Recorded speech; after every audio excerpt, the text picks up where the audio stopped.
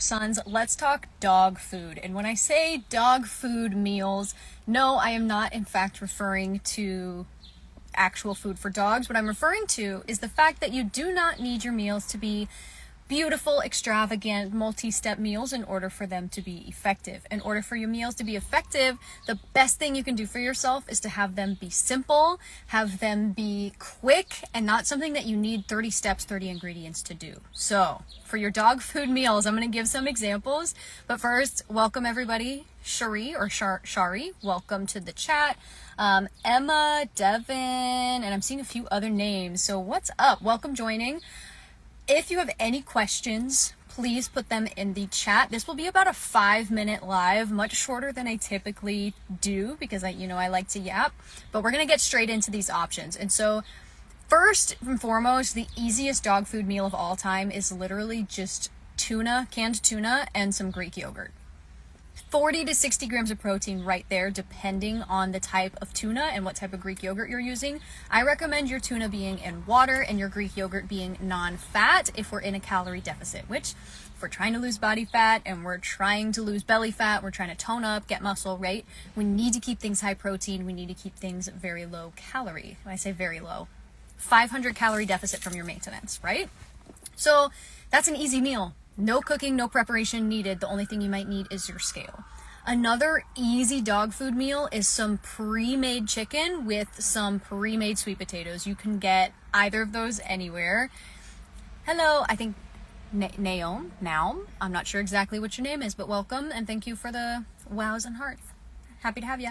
So the other dog food meal that's really, really easy, you can cook a buttload of ground turkey, make some sweet potatoes in the oven, mash it up, and you have this like ground turkey sweet potato mash that is so yummy, so high protein, and a lot of fiber in there too, so it's going to help keep you full. Now, of course, what I recommend with all these dog food meals is if you can, I like to prep my vegetables in a food processor a few days before. So on my Sundays when I'm making dinner, that's typically when I'm going to meal prep for the week. And pro tip, the best way to meal prep is to not make it its own thing. Just cook more portions of what you're already making.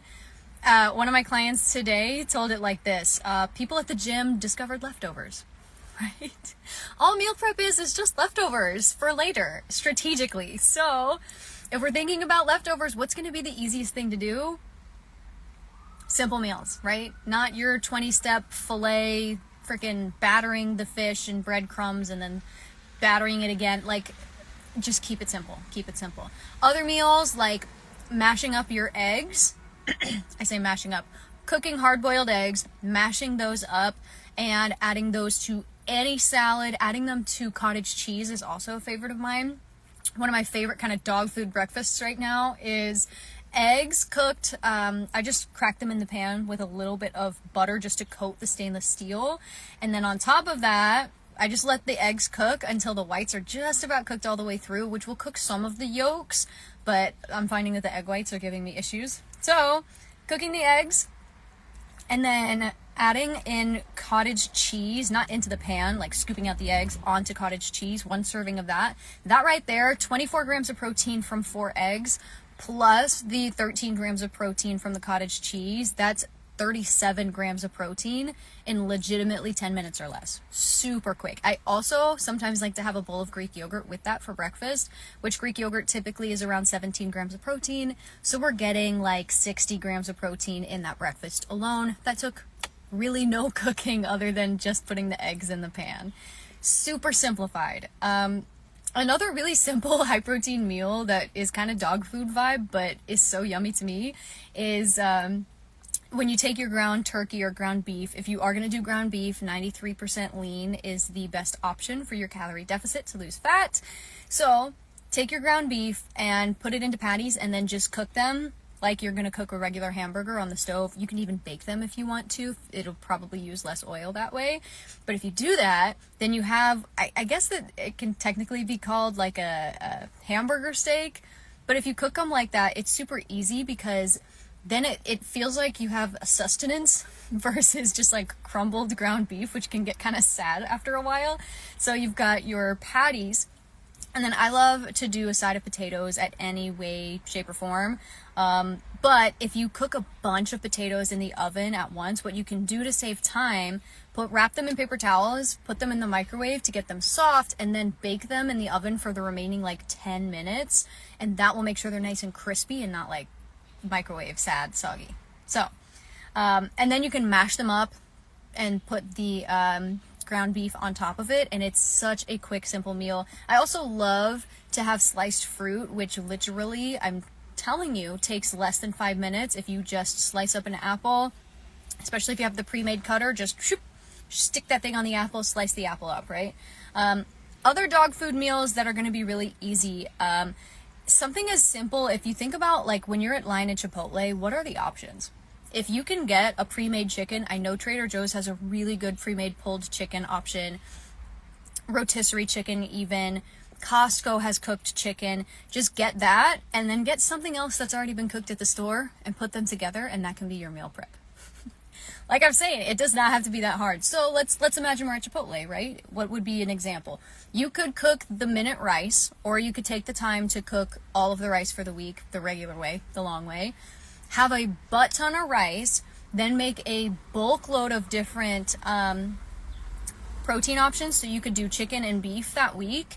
And let's just say we're just prepping dinners here. You can alternate then on the days when you're going to have beef, when you're going to have chicken. So it feels like you're having different meals throughout the week, even though the base is exactly the same.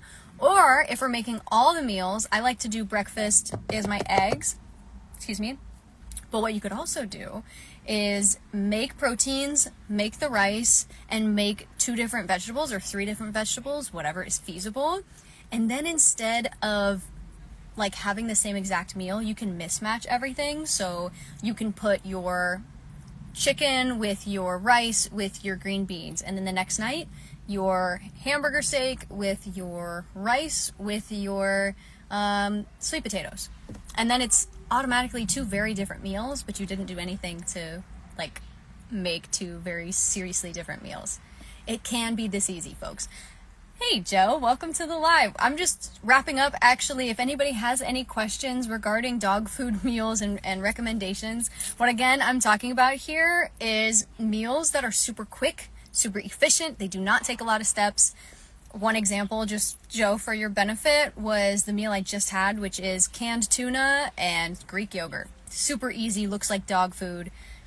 These are the types of meals that are going to help you see progress because they're quick, they're efficient, they don't take hardly any prep, and they're perfect things to have in your fridge to keep on hand so that on the times that, you know, the sky is falling, we don't get to actually meal prep, God forbid, right? Lord forgive me. It really is that easy. You just pull it out and put it together. So in the caption, I'll put a bunch of the other ones I probably forgot to mention. So thank you for joining. I hope this has been helpful. If you don't know me, my name is Coach Samantha, and I help busy professional women lose 10 to 30 pounds of body fat while working full-time without losing your mind. Okay.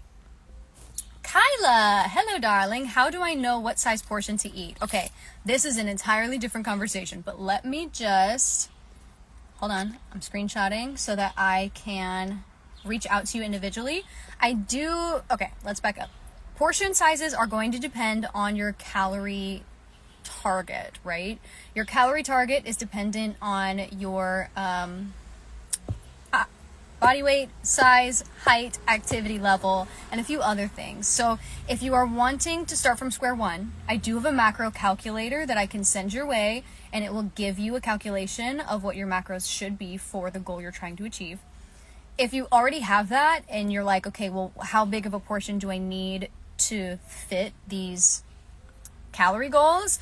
Then you kind of need to work in reverse, and it's going to take trial and error. I would also recommend potentially using some AI, some ChatGPT to help you with this. Some of my clients find that to be really helpful. So what you can do is, let's say your calorie deficit is 1,500 calories.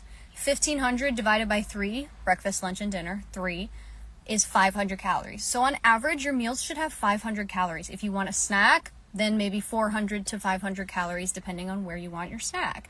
So 500 calories then what we can do is go and look at your container of ground beef, how many calories is in a serving, and go from there. So portion sizes are going to depend very largely on your calories, and that's why not one single person has the same portions as others. My portion sizes might look very different than yours.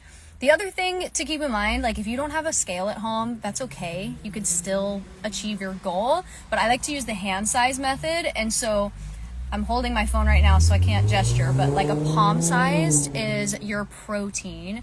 Your fist size is like your carbohydrates, and then like olive oil or fats is going to be like the tip of your thumb. Those are going to be the main ones for you to know. So when you're building out your plate, you want to think a balanced meal is 30% protein, 30% fats, 40% carbs. If we're in a calorie deficit, typically though, we want that to be more of a 35 to 45% protein, because when we're in a deficit, we get less calories. We need to keep the lean muscle tissue high. Protein is going to keep you satiated and keep your muscle on you and help you build muscle, which having muscle helps you burn fat. So where was I? So I digress. If we're going back to protein sizes or portion sizes, you know that you're going to need, let's say 30% of your plate to be your protein coming from calories. You know your one portion of protein is a palm size. So put a palm size of protein on your plate. You know you need 40% carbs. So 40%-ish of your plate should have fistfuls of carbs. So let's say sweet potato, that's 2 halves of the same sweet potato, plus your ground beef, right? And then for your healthy fats, consider what's in the ground beef. Consider, did you use any oil in your sweet potato cooking process? All those types of things are going to help you figure out your sizes of portions. So ultimately though, if we're just starting out, just try to get 30% protein, 30% fat, and 40% carbohydrates. A well balance of your protein, carbs, and fat is going to help keep you satiated and remove any blood sugar issues as well. So, okay, I have to get going, but I hope this was helpful conversation. And Kyla, I will reach out to you directly to talk more specifically about protein or portion sizes.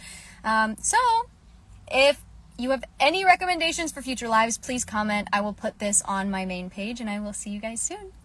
Bye.